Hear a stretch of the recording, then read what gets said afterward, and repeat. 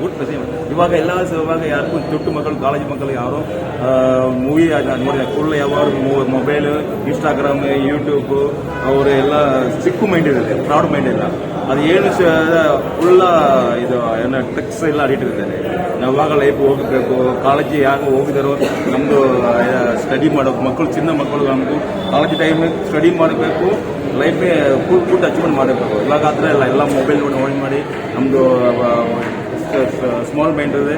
Love ಮಾಡಿದ್ರು okay, love ಮಾಡಿದ್ರು ಇದು ಡಿಫ್ರೆಂಟ್ ಹೇಳ್ತಾರೆ, ಚಿಕ್ಕವರು ದೊಡ್ಡವರು ಡಿಫ್ರೆಂಟ್ ಇದೆ. ಆ ಥರ ಬೇಡ, ಎಲ್ಲರೂ ಒಬ್ಬರೇ, ನಮ್ದು ಎಲ್ಲರೂ ಒಬ್ಬರಿರೋದು. ಈ ಮೂವಿ ತುಂಬ ಚೆನ್ನಾಗಿದೆ. ಅಲ್ಲ, ಈ ಕ್ಯಾರೆಕ್ಟರ್ ಒಪ್ಕೊಳಕ್ಕೆ ಕಾರಣ ಏನು ಸರ್? ಸೆಲೆಬ್ರಿಟಿಗಳು ದೊಡ್ಡ ಸ್ಟಾರ್ ಜೊತೆ ಮಾಡೋರು ನೀವು, ಈ ಸಿನಿಮಾದಲ್ಲಿ ಒಂದು ಪಾತ್ರ ಮಾಡ್ಬೇಕಾದ್ರೆ ಕಾರಣ ಏನು ಸರ್? ಆ್ಯಕ್ಚುಲಿ ಇದು Kannada 4th movie. First movie Yajamana 2 Darshan sir ಮಾಡಿದೆ. Next Kabzaa Upendra sir, Sudeep sir act ಮಾಡಿದ್ದಾನೆ. Next post 3rd movie the biggest star. 4th movie the ruler. Director sir, producer ಎಲ್ಲ ಹೀರೋ ಬಂದು ನಮ್ಮ ಜೊತೆ ಅಂದರೆ ಮಾತಾಡ್ತಾ ಈ ಮೂವಿ ಮಾತಾಡಿದ್ದಾರೆ. ನಾನು ಹೇಳಿದೆ ಸರ್, ನಾನು ದೊಡ್ಡ ಮೂವಿ ಆ್ಯಕ್ಟಿಂಗ್ ಮಾಡಿದ್ರೆ ನೀವು ಯಾರು ಹೀರೋ ಎಲ್ಲ ನೀವು ಇರಿದ್ದಾರೆ, ನೀವು ಕಮ್ಮಿ ಅವ್ನು ಎತ್ತಾಗ ಮಾತಾಡ್ತಾ ಇದು ಸ್ಟೋರಿ ಹೇಳಿದ್ದಾರೆ ಸರ್. ಈ ಥರ ಸ್ಟೋರಿ ಹೇಳಿಬಿಟ್ಟಿದ್ರೆ ನಮ್ಗೆ ತುಂಬ ಖುಷಿ ಆಯಿತು. ಓಕೆ ಸರ್, ನಾನು ಇವಾಗ ಕ್ಯಾರೆಕ್ಟರ್ ಪಕ್ಕ ಮಾಡಿದ್ದೇನೆ ಅಂತ ಹೇಳಿದೆ. ಇವಾಗ ಇಲ್ಲಿ ಒಂದು ಮೂವಿ ನೋಡಿದ್ರೆ ನಮ್ಮದು ಫೀಲಿಂಗ್ ಅಂದರೆ ಫುಲ್ ಹ್ಯಾಪಿ ಆಗುತ್ತೆ. Very nice. ಯಾವಾಗ ಯಾರು ದೊಡ್ಡ ಹೀರೋದು ಈ ಕ್ಯಾರೆಕ್ಟರ್ ಮಾಡಿದ್ರೆ ಎಲ್ಲ ಹೀರೋ ದೊಡ್ಡ ಬಿಗ್ ಹೀರೋ ಆಕ್ಟಿಂಗ್ ಮಾಡ್ತಾರೆ. ತುಂಬ ಚೆನ್ನಾಗಿದೆ. ಭಗವಾನ್ ನಮ್ದು ಡೈರೆಕ್ಟರ್ ಸರ್ ಸ್ಟೋರಿ ಹೇಳಿದ್ದಾರೆ. ಈ ಸ್ಟೋರಿ ಹೇಳ್ಬೋದು ನಮ್ಗೆ ತುಂಬ ಖುಷಿ ಆಗುತ್ತೆ. ಒಂದು ಮನೆ ಬಿದ್ದೋಗಿರುತ್ತೆ, ಅದರಲ್ಲಿ ಮೇನು ಸುಮಾರು ಮಳೆ ಗಾಳಿಗೆ ಮನೆಗಳು ಬಿದ್ದೋಗ್ಬಿಟ್ಟಿರುತ್ತೆ, ಎಲ್ಲ ಸಣ್ಣ ಗುಡಿಸಲು ಮನೆಗಳು. ಆಗ ನಾನು ಸಹಾಯ ಮಾಡಕ್ಕೆ ಹೋಗ್ತೇನೆ. ಆ ಸೀನ್ ಕೂಡ 2016 ನಾನು ಅದೇ 1990ರಿಂದ 17ಗೆ ಲಾಸ್ಟ್ ಮಾಡಿದ್ದೀನಿ. ಇನ್ನು ಕಂಟಿನ್ಯೂ ಆಗುತ್ತೆ ಸರ್. ಈಗ ಸಂದೇಶ್ ಅವರು ತುಂಬ ಪ್ರಚಲಿತದಲ್ಲಿ ಒಳ್ಳೆ ಯುವ ಹೋರಾಟಗಾರರು. ಅವ್ರ ಎಲೆಕ್ಷನ್ ನಿಂತ್ಕೊಂಡಾಗಿರ್ಬೋದು, ಅವ್ರ ಸಿನಿಮಾಗೆ ಅವರೆಲ್ಲ ಇದಕ್ಕೂ ಕೂಡ ನೀವು ಬೆನ್ನೆಲುಬಾಗಿದ್ದೀರಾ. ಅವ್ರ ಬಗ್ಗೆ ಹೇಳೋದಾದ್ರೆ ಸರ್, ಈಗ ಹುಡುಗ ಆಗಿರಬಹುದು, ಆ ಹುಡುಗ ಪ್ರತಿಯೊಂದು ಹಳೆದನ್ನೇ ಒಂದು ಓದ್ಕೊಂಡ್ಬಂದಿದ್ದಾನೆ, ನೆನೆಸ್ಕೊಂಡ್ಬಂದಿದ್ದಾನೆ, ಹೋರಾಟದಲ್ಲಿ ನಿರಂತರವಾಗಿದ್ದಾನೆ. ಅದನ್ನು ಕತೆ ಮಾಡಬೇಕಾದ್ರೆ ಹಾಡ್ ಬಂದಿತ್ತು, ಪ್ರೊಡ್ಯೂಸರ್ ಬೇಕು ಅಂತೇಳಿ. ನಾನು ಈಗ ನೈಜ ಘಟನೆ ಎಲ್ಲಿದೆಯೋ ಅಲ್ಲಿ ನಾನು ಹೋಗ್ತೇನೆ. ನನ್ನ ಕೈಲಾದಷ್ಟು ಆ ಹೋರಾಟಕ್ಕೆ ಸಾಥ್ ಕೊಡ್ತೀನಿ. ಮತ್ತು ಅಲ್ಲಿನ ಬಡವ್ರ ಮಕ್ಕಳಿಗೆ ಆಗಿರ್ಬೋದು, ಒಂದು ವಯಸ್ಸಾದವರು ಪೇಷಂಟ್ಸ್ ಆಗಿರ್ಬೋದು, ಅದನ್ನೆಲ್ಲ ನಾನು ಕಣ್ಣಾರ ನೋಡಿದ್ರೆ ನನ್ನ ಕೈಲಾದಷ್ಟು ನಾನು ಸಹಾಯ ಮಾಡ್ಕೊಂಡು ಬರ್ತೀನಿ. ಈ ಸಿನಿಮಾ ಮಾಡಿರೋದು ಹಾಗೇನೆ, ನೈಜ ಘಟನೆ ಪ್ರತಿಯೊಬ್ಬರಿಗೂ, ರಾಜ್ಯ ಅಲ್ಲ ರಾಷ್ಟ್ರಕ್ಕೆ ಗೊತ್ತಾಗಲಿ ಅಂತೇಳಿ ತಿಳಿಸ್ತಾರೆ ಸರ್. ಈ ಥರ ಘಟನೆ ಬರೀ ಕೋಲಾರದಲ್ಲಿ ಒಂದು ಕಡೆ ನಡೀತಾ ಇದೆ ಸರ್, ಕರ್ನಾಟಕದ ಭಾರತದ ಮೂಲೆ ಮೂಲೆ ನಡೀತೆ. ಅದು ಎಲ್ಲರಿಗೂ ಕೂಡ ಈ ಸಿನಿಮಾ ತಲುಪಿಸುವಂಥ ಪ್ರಯತ್ನದಲ್ಲಿ ನೀವು ಎಲ್ಲೆಲ್ಲಿ ಸಿನಿಮಾಗಳನ್ನ ಬಿಡುಗಡೆ ಮಾಡ್ತಾ ಇದ್ರಿ, ಎಲ್ಲೆಲ್ಲಿ ಥಿಯೇಟರ್ ಅವೈಲಬಿಲಿಟಿ ಇದೆ ಸರ್? ಸದ್ಯಕ್ಕೆ ಪ್ರತಿಯೊಂದು ನಾವು ಎಷ್ಟು ಥಿಯೇಟರ್ ರಿಲೀಸ್ ಆಗಿದೆ, ಹೆಚ್ಚಿನ ಟ್ಯಾಕೇಜ್ ಕೊಡಿ ಅಂತ ನಾವು ಕೇಳಿದ್ವಿ.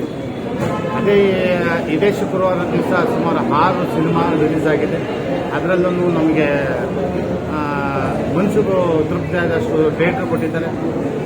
ಆ್ಯಕ್ಚುಲಿ ನಮ್ಮ ಹಳ್ಳಿ ಭಾಗಗಳೆಲ್ಲ ಅಂತಂದರೆ ಬೆಂಗಳೂರು ಗ್ರಾಮಾಂತರಗಳು ಎಲ್ಲ ನಮಗೆ ಫುಲ್ ಅಂತ ತೋರಿಸ್ತಾ ಇದೆ.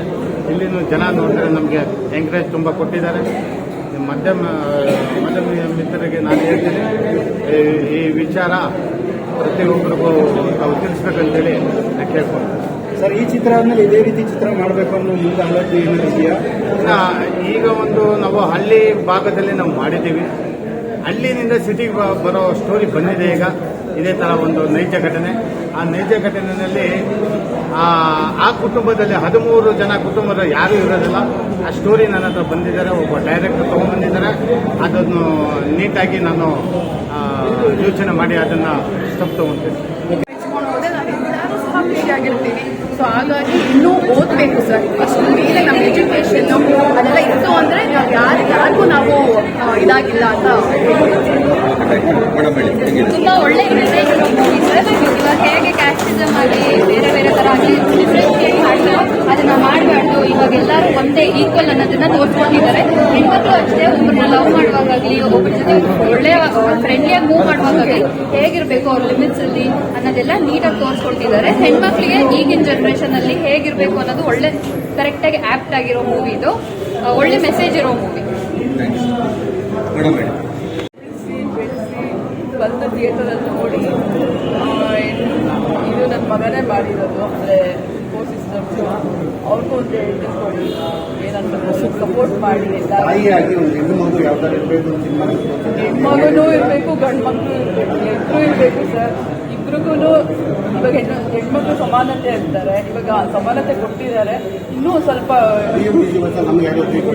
ಅದು ನೀವು ಇವ್ರನ್ನ ಕೇಳಬೇಕು, CM ಅವ್ರನ್ನ ಕೇಳಬೇಕು. ಅದು ನಮ್ಗೇನಾದ್ರು ಕೊಟ್ಟರು ನಾವೆಲ್ಲರಿಗೂ ಸಮಾನತೆ ನೋಡ್ತೀವಿ. ನಮ್ಗೆ ಯಾರು ನಾವು ಇದುವರೆಗೂ ಒಂದ್ಸತಿ ಫ್ರೀಯಾಗಿ ಹೋಗ್ತೀರಾ. ದಯವಿಟ್ಟು ಎಲ್ಲರೂ ಹೆಣ್ಮಕ್ಳಾಗಲಿ ಗಂಡ್ಮಕ್ಳಾಗಲಿ ಎಲ್ಲರೂ ಚೆನ್ನಾಗಿ ಸಪೋರ್ಟಿಂಗ್ ಮಾಡಿ ಬಂದು ಥಿಯೇಟರಲ್ಲಿ ಫಿಲಮ್ ಮೂವಿ ತುಂಬಾ ಅದ್ಭುತವಾಗಿ ಮೂವಿ ಬಂದಿದೆ. ಯಾಕಂದ್ರೆ ಒಂದು ಹೆಣ್ಮಕ್ಳು ಯಾವ ರೀತಿ ಕಷ್ಟ ಪಡ್ತಾಳೆ, ಪ್ರೀತಿಯಲ್ಲಿ ಬಿದ್ದಾಗ ಯಾವ ರೀತಿ ಏನೇನು ಅನುಭವಿಸ್ತಾಳೆ, ಆದ್ರೂ ಅವಳು ಆ ಹುಡುಗನ ಬಿಟ್ಕೊಡಕ್ ಆಗಲ್ಲ. ಸೊ ತಾಯಿ ಕ್ಯಾರೆಕ್ಟರ್ ಆಗಿರ್ಬೋದು, ಪ್ರತಿಯೊಬ್ಬರು ಹೀರೋ ಆಕ್ಟಿಂಗ್ ಆಗಿರ್ಬೋದು ಎಲ್ಲರೂ ಸಖತ್ತಾಗಿ ಮೂಡಿ ಬಂದಿದೆ. ಸೊ ಎಲ್ಲರೂ ದಯವಿಟ್ಟು ಥಿಯೇಟರಿಗೆ ಬನ್ನಿ, ಮೂವಿ ನೋಡಿ, ಎಲ್ಲರೂ ಹಾರೈಸಿ ಮತ್ತೆ ಹೊಸ ಪ್ರತಿಭೆಗಳನ್ನ ಬೆಳೆಸಿ. ದಯವಿಟ್ಟು ಸಪೋರ್ಟ್ ಮಾಡಿ ಪ್ಲೀಸ್, ಎಲ್ಲರೂ ಬಂದು ನೋಡಿ. ನಮಸ್ಕಾರ. ಯೂತ್ ಆಗಿ ಈ ಜಾತಿಗಳ ಮಧ್ಯೆ ಪ್ರೇಮದ ಸಂಘರ್ಷ ಸಾಕಷ್ಟು ಸಿನಿಮಾಗಳು ಬಂದಿದ್ದಾವೆ, ಏನೂ ಚೇಂಜಸ್ ಆಗಿಲ್ಲ. ನಿಮ್ಮ ಅಭಿಪ್ರಾಯ? ಅದು ಅಭಿಪ್ರಾಯ ಅಂದ್ರೆ ಜಾತಿ ಅನ್ನೋದು ತುಂಬಾ ಇಂಪಾರ್ಟೆಂಟ್ ಅಲ್ಲ ಲೈಫಲ್ಲಿ. ನಾವು ಅಂಡರ್ಸ್ಟ್ಯಾಂಡಿಂಗ್ ಹೇಗಿದೆ ಅನ್ನೋದು ಬೆಳೆಸ್ಕೊಂಡು ಹೋಗ್ಬೇಕು. ಜೀವನದಲ್ಲಿ ಯಾರೇ ಏನೇ ಮಾಡ್ಬೋದು. ಸೊ ಜಾತಿ ಬರುತ್ತೆ ಹೋಗುತ್ತೆ, ಬಟ್ ಹೆಣ್ಣು ಗಂಡು ಅನ್ನೋದೇ ಜಾತಿ. Thank you.